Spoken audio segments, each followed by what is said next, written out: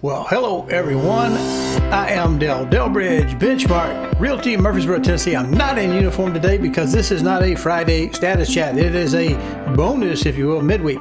Now, the last two shows that I did ran long, even though they were digitally compressed to try to get so much in here. And today we have the Beige Book for January come out, and I want to look at that real quick. It just came out not an hour ago. It released at 2 o'clock. We've looked at it. It doesn't take too long, but then we got to get our minds right so that we can present for you on camera. So we're going to look at that right now. If you like this content, please go to CallDelToSell.com, find the tab that says on YouTube, click it, and it'll open up a page of QR codes. There you can use a smartphone to scan and get to the YouTube page, or you can just mouse over and click it on a PC. There you'll be able to subscribe to this little button over here and click the notification bell so that YouTube will notify you when each Friday's blog has been uploaded. Thank you. What we got going on here is the Beige Book for January 2024 was released January 17, 2024, right there. Board of Governors of the Federal Reserve System. This comes out, I think, 8 times a year, and it's usually ahead of a committee meeting. So let's roll this up just a little bit. And I want to hit the summary because this really is what we would think of as being the executive summary of what's going on in all 12 of the banks in their areas, their regions, and it's written pretty simple for, us regular layman type people to understand. It's something you can certainly look at yourself on your own, but we're going to look at it and I'm going to try to put it in context of what I think, because it's just my opinion. They may be other people's, but these are my opinions, and I could be right, could be wrong. I don't have a crystal ball, but let's get back at it. So we want to look at the national summary. This is the most important part. The overall economic activity. If you're looking to buy a house or sell a house or change jobs or something, this might be something we want to look at. It says a majority of the 12 Federal Reserve districts reported little to or no change in economic activity since the prior Beige Book. That would be December. Of the 4 districts that differed, that's 4 out of 12, which is what, 1/3? Okay. 3 reported modest growth and 1 reported a moderate decline. So we're kind of, most of it's holding steady except for 1/4 of the banks, which 3 were up, 1 was down. That's not sounding too negative to me. Consumers delivered some seasonal relief over the holidays by meeting expectations in most districts and by exceeding expectations in 3 districts, including New York, which has taken a pretty strong hit in manufacturing, which noted strong holiday spending on apparel, toys, and sporting goods. In addition, seasonal demand lifted air freight volume from e-commerce in Richmond and credit card lending in Philadelphia. That's not good, and particularly one of those is good, one of them is not so good. Several districts noted an increase in leisure travel and tourism. Contact described New York City as bustling. Contacts from nearly all districts reported decreases in manufacturing activity. That's our weak spot that we've identified over a couple of weeks. Decreases in manufacturing, and not only that, but in specific areas of manufacturing first. Districts continued to note that high interest rates were limiting auto sales and real estate deals. However, the prospect of falling interest rates was cited by numerous contacts in various sectors as a source of optimism. In contrast, concerns about the office market weakened overall demand in 2024 political cycle. I paused there just briefly because I'm told never get political on anything, and I don't.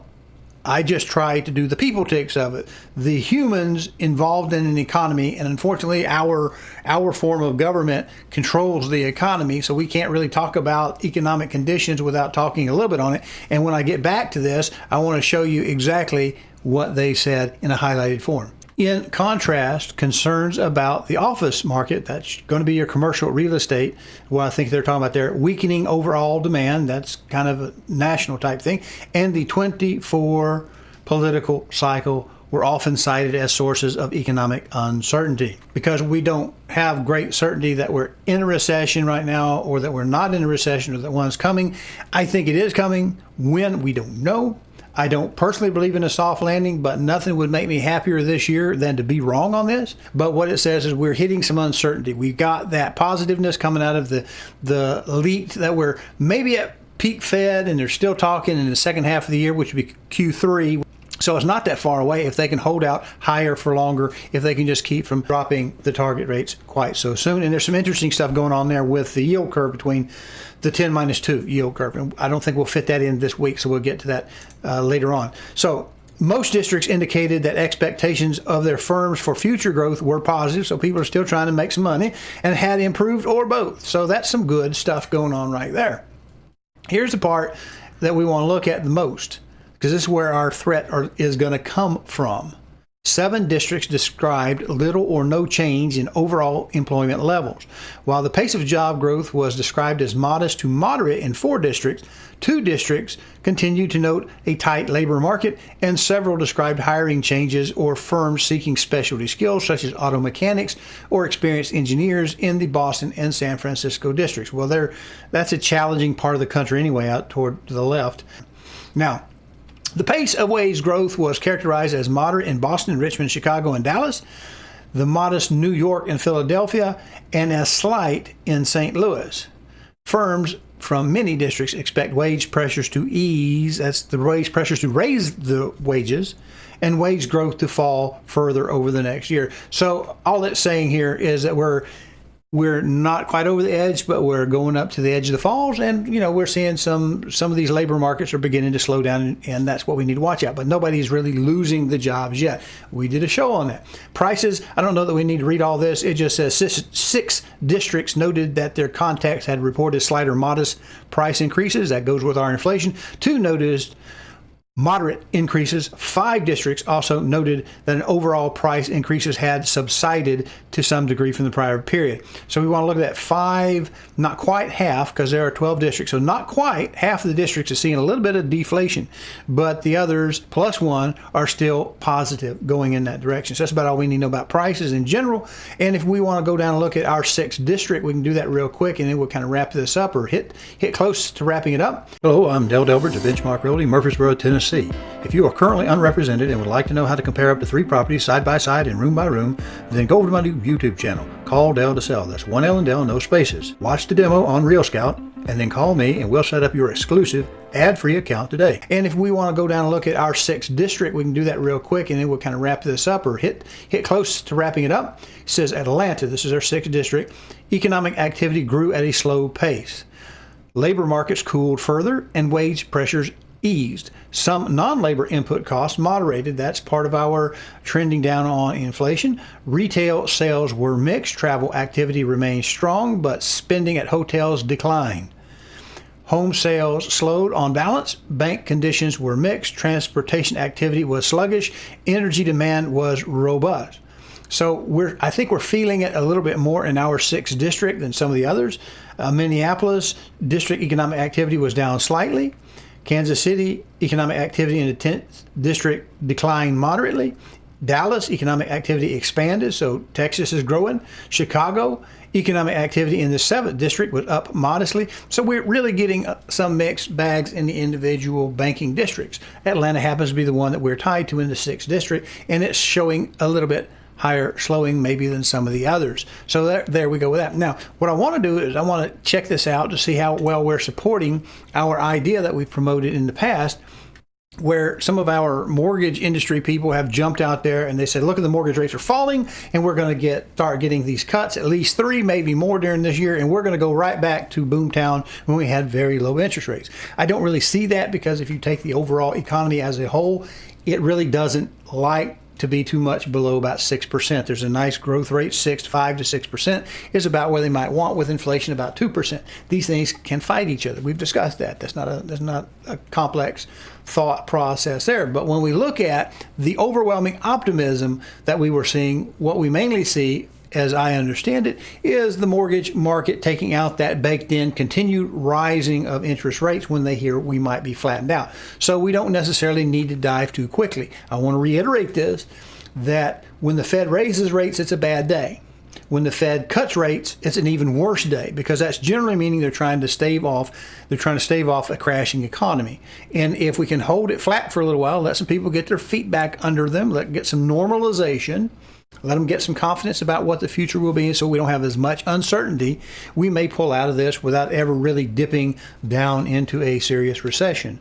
We may have a soft landing. I don't know that that's possible, but I would love to be wrong. I've said that once already in this very show. So let's look over here at the Federal Reserve Bank of Atlanta probability tracker. This is of the Fed rate tracker. We're going to bring this down where we can see it. We hit this last week. We like these colorful little bars, and what we're seeing now is we're seeing this one is at 55.39, 44.60. So we're still right. If you were to average 45 and 55, we're going to get 50 here. 50% chance. This is suggesting that since both of these dates are in January, they are suggesting that we might get 25 basis points cut anyway.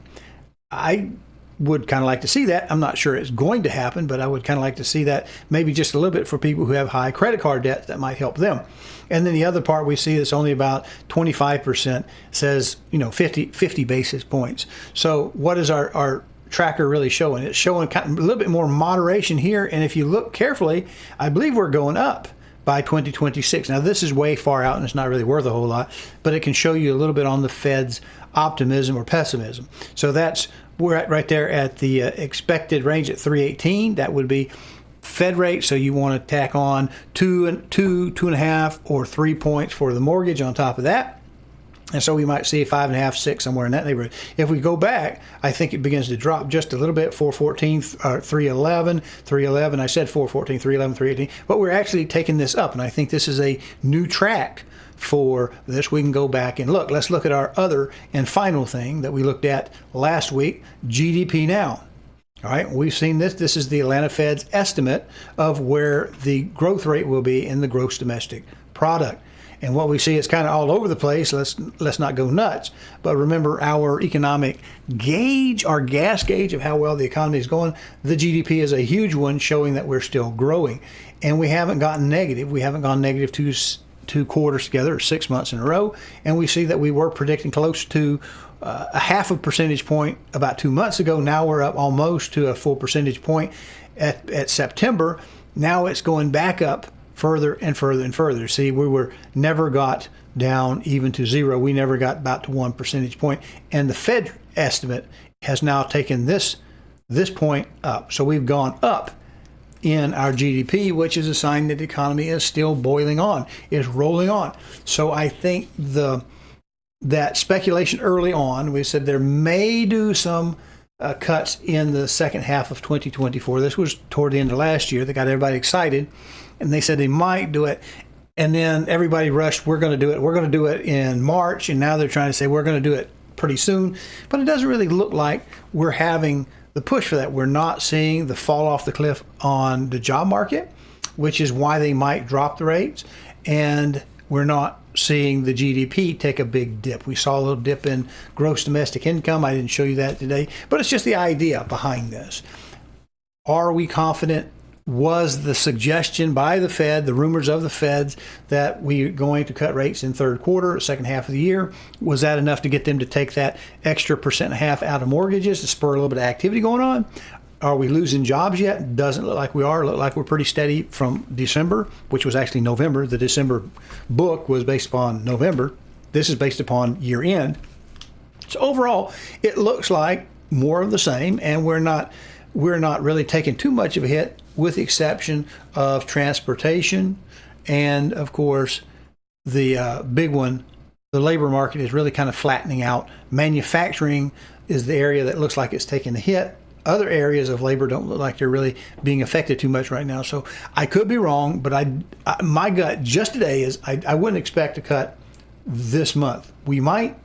And if we get it this month, it might be a test to see if we can skip the next 2 months to see how that goes, to see if that will boost the economic activity. But remember, we've spent a year or better trying to control inflation, and it's still going up and it's still above target. So there's a lot of reasons we could go either way. And I'm playing a little bit of the Fed here. I'm setting a little bit of a possibility for a downturn, and I'm setting a little possibility for an upturn. And that way I can't possibly be completely wrong. But I would be sort of surprised if we see 25 basis points cut this month, but we might. If we do, I would then kind of suspect, unless something bad happens, that we wouldn't have one in February. And if they could, they might stave it off till March. All in all, it just depends on these other factors. So I appreciate you watching this little bit of this show. We don't have any numbers to give you today, so we're done. So hope you stayed safe. Hope you didn't have any pipes freeze last night. It was minus 10 degrees here in the holla, and I made it through. So I'm hoping you did as well. Hate to see that power bill and that gas bill come up, But we made through, and we'll make it through this downturn, this little slowing. We'll keep going on. You don't lose unless you quit. So let's see you Friday. Appreciate you.